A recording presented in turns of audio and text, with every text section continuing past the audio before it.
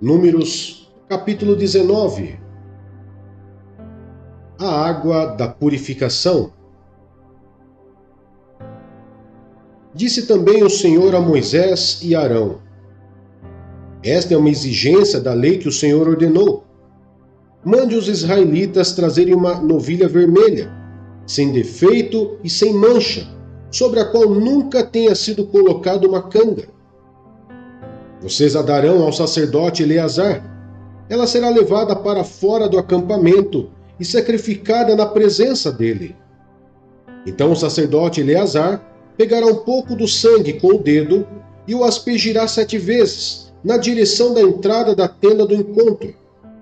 Na presença dele, a novilha será queimada, o couro, a carne, o sangue e o excremento. O sacerdote apanhará um pedaço de madeira de cedro, isopo e lã vermelha, e os atirará ao fogo que estiver queimando a novilha. Depois disso, o sacerdote lavará suas roupas e se banhará com água. Então poderá entrar no acampamento, mas estará impuro até o cair da tarde. Aquele que queimar a novilha também lavará suas roupas e se banhará com água, e também estará impuro até o cair da tarde. Um homem cerimonialmente puro recolherá as cinzas da novilha e as colocará num local puro, fora do acampamento. Serão guardadas pela comunidade de Israel para uso na água de purificação, para purificação de pecados. Aquele que recolher as cinzas da novilha também lavará suas roupas e ficará impuro até o cair da tarde. Esse é um decreto perpétuo, tanto para os israelitas como para os estrangeiros residentes. Quem tocar num cadáver humano ficará impuro durante 7 dias. Deverá purificar-se com essa água no 3º e no 7º dia, então estará puro. Mas se não se purificar no 3º e no 7º dia, não estará puro. Quem tocar num cadáver humano e não se purificar, contamina o tabernáculo do Senhor e será eliminado de Israel. Ficará impuro porque a água da purificação não foi derramada sobre ele. Sua impureza permanece sobre ele. Esta é a lei que se aplica quando alguém morre numa tenda. Quem entra na tenda e quem nela estiver ficará impuro 7 dias, e qualquer recipiente que não estiver bem fechado ficará impuro. Quem estiver no campo e tocar em alguém que tenha sido morto à espada, ou em alguém que tenha sofrido morte natural, ou num osso humano, ou num túmulo, ficará impuro durante 7 dias. Pela pessoa impura, colocarão um pouco das cinzas do holocausto de purificação num jarro e derramarão água da fonte por cima. Então o homem cerimonialmente puro pegará isopo, molhará na água e aspergirá sobre a tenda, sobre todos os utensílios e sobre todas as pessoas que estavam ali. Também a aspergirá sobre todo aquele que tiver tocado no osso humano, ou num túmulo, ou em alguém que tenha sido morto ou que tenha sofrido morte natural. Aquele que estiver puro a aspergirá sobre a pessoa impura no 3º e no 7º dia, e no 7º dia deverá purificá-la. Aquele que estiver sendo purificado lavará suas roupas e se banhará com água, e naquela tarde estará puro. Mas, se aquele que estiver impuro não se purificar, será eliminado da assembleia, pois contaminou o santuário do Senhor. A água da purificação não foi aspergida sobre ele, e ele está impuro. Este é um decreto perpétuo para eles. O homem que aspergir a água da purificação também lavará suas roupas, e todo aquele que tocar na água da purificação ficará impuro até o cair da tarde. Qualquer coisa na qual alguém que estiver impuro tocar se tornará impura, e qualquer pessoa que nela tocar ficará impura até o cair da tarde.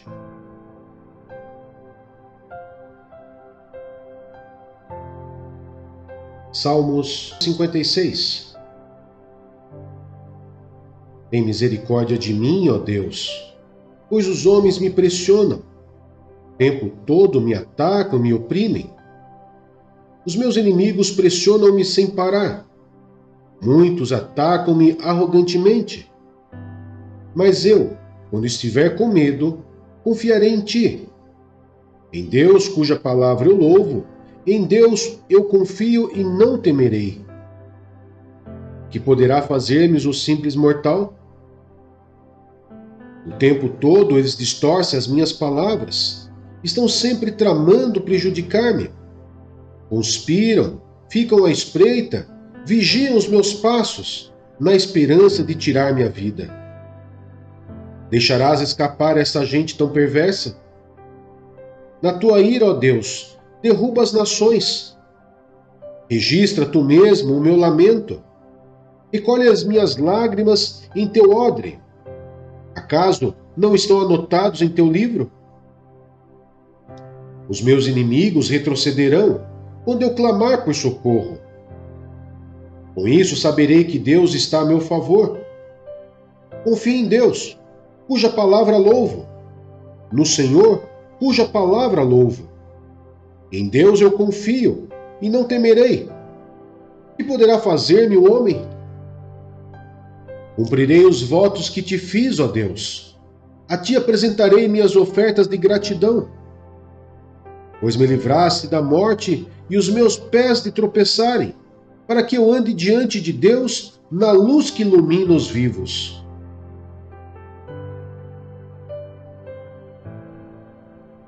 Salmos 57. Misericórdia, ó Deus, misericórdia, pois em ti a minha alma se refugia. Eu me refugiarei à sombra das tuas asas, até que passe o perigo.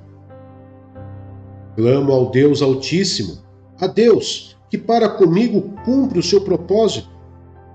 Dos céus ele me envia a salvação, põe em fuga os que me perseguem de perto. Deus envia o seu amor e a sua fidelidade. Estou em meio a leões, ávidos para devorar. Seus dentes são lanças e flechas, suas línguas são espadas afiadas. Seja exaltado, ó Deus, acima dos céus, sobre toda a terra esteja a tua glória. Preparam armadilhas para os meus pés, fiquei muito abatido. Abriram uma cova no meu caminho, mas foram eles que nela caíram. Meu coração está firme, ó Deus. Meu coração está firme. Cantarei ao som de instrumentos. Acorde, minha alma. Acordem harpa e lira. Vou despertar a alvorada. Eu te louvarei, ó Senhor, entre as nações. Cantarei teus louvores entre os povos. Pois o teu amor é tão grande que alcança os céus. A tua fidelidade vai até as nuvens. Seja exaltado, ó Deus, acima dos céus. Sobre toda a terra esteja a tua glória.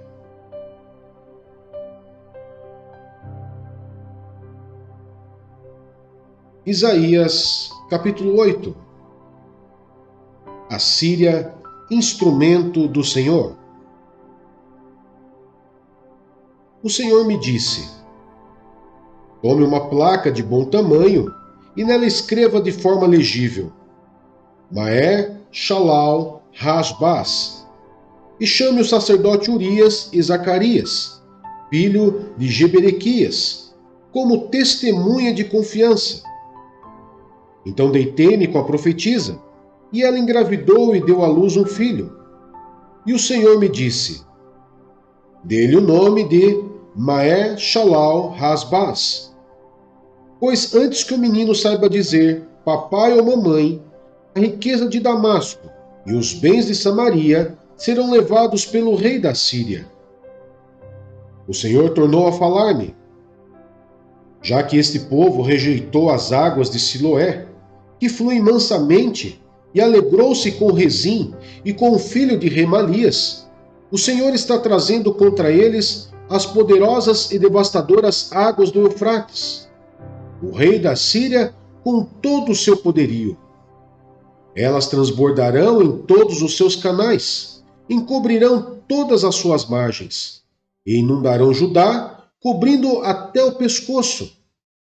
Seus braços abertos se espalharão por toda a tua terra, ó Emanuel. Continue a fazer o mal a nações, e vocês serão destruídas. Escutem, terras distantes. Ainda que vocês se preparem para o combate, serão destruídas. Sim, mesmo que se preparem para o combate, vocês serão destruídas. Mesmo que vocês criem estratégias, elas serão frustradas.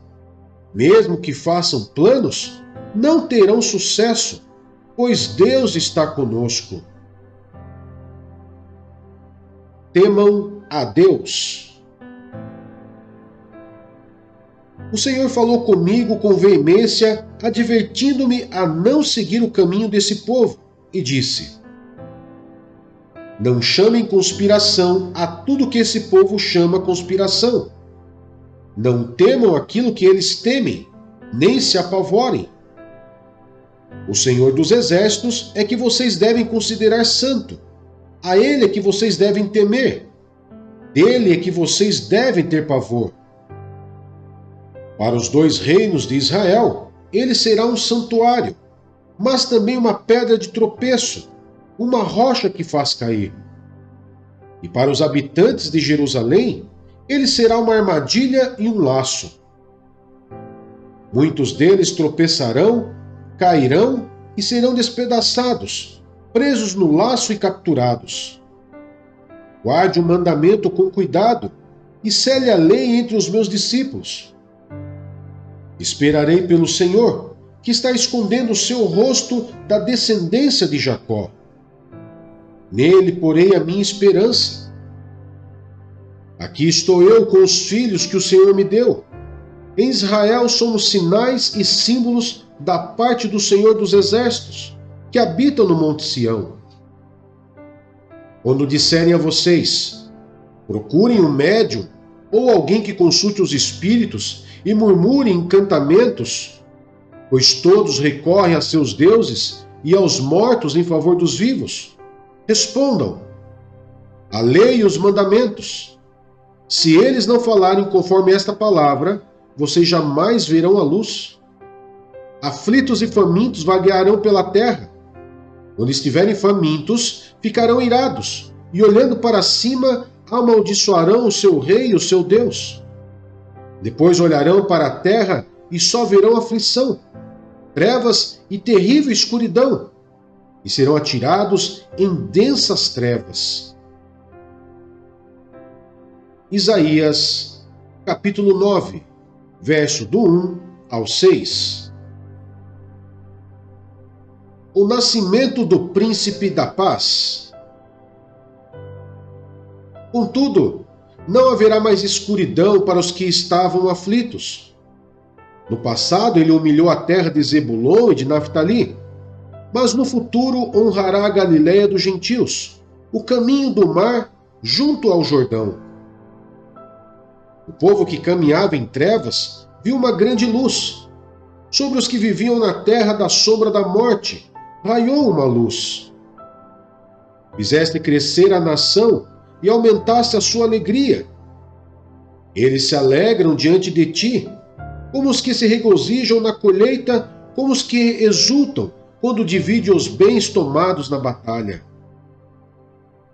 Pois tu destruíste o jugo que os oprimia, a canga que estava sobre os seus ombros, e a vara de castigo do seu opressor, como no dia da derrota de Midian. Pois toda bota de guerreiro usada em combate e toda veste revolvida em sangue serão queimadas como lenha no fogo.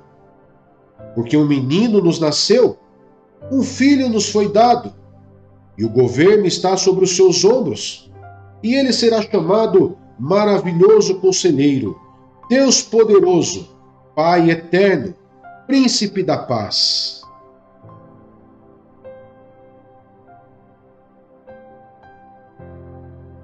Tiago, capítulo 2. Proibida a acepção de pessoas. Meus irmãos, como crentes em nosso glorioso Senhor Jesus Cristo, não façam diferença entre as pessoas, tratando-as com parcialidade. Suponham que na reunião de vocês entre um homem com um anel de ouro e roupas finas, e também entre um pobre com roupas velhas e sujas. Se vocês derem atenção especial ao homem que está vestido com roupas finas e disserem: aqui está um lugar apropriado para o Senhor, mas disserem ao pobre: você fique em pé ali, ou sente-se no chão, junto ao estrado onde ponho os meus pés, não estarão fazendo discriminação, fazendo julgamentos com critérios errados? Ouçam, meus amados irmãos, não escolheu Deus os que são pobres aos olhos do mundo para serem ricos em fé e herdarem o reino que ele prometeu aos que o amam? Mas vocês têm desprezado o pobre. Não são os ricos que oprimem vocês? Não são eles os que os arrastam para os tribunais? Não são eles que difamam o bom nome que sobre vocês foi invocado? Se vocês de fato obedecerem à lei do reino, encontrado na Escritura que diz: ame o seu próximo como a si mesmo, estarão agindo corretamente. Mas se tratarem os outros com parcialidade, estarão cometendo pecado e serão condenados pela lei como transgressores. Pois quem obedece a toda a lei, mas tropeça em apenas um ponto, torna-se culpado de quebrá-la inteiramente. Pois aquele que diz: não adulterarás, também diz: não matarás. Se você não comete adultério, mas comete assassinato, torna-se transgressor da lei. Falem e ajam como quem vai ser julgado pela lei da liberdade, porque será exercido juízo sem misericórdia sobre quem não foi misericordioso. A misericórdia triunfa sobre o juízo. Fé e obras. De que adianta, meus irmãos, alguém dizer que tem fé se não tem obras? Acaso a fé pode salvá-lo?